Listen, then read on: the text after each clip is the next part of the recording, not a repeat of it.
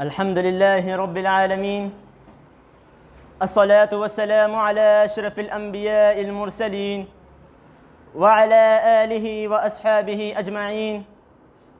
أما بعد، رئيس الحفلة وإخواني الأفاضل، إني أحييكم أولا بالتحية المباركة، تحية الإسلام. السلام عليكم ورحمة الله وبركاته.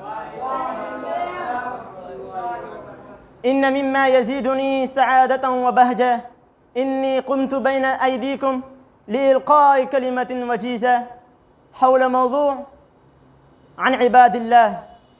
أيها الإخوة، قال الله تعالى في القرآن المجيد: إني خلقت الجن والإنس ليعبدون.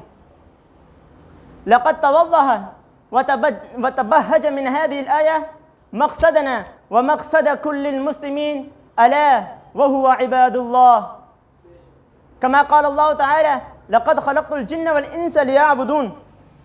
فعلينا أن نعبد الله في كل حين ووقت.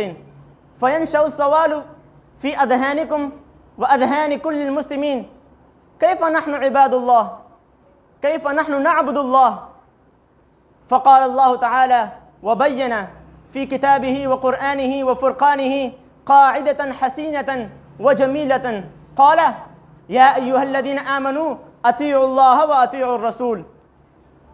فعلينا وعليكم أن نطيع الله ورسوله حتى نموت وأن تكون هذه الكلمة لا إله إلا الله على لساننا، وما علينا إلا البلاغ المبين.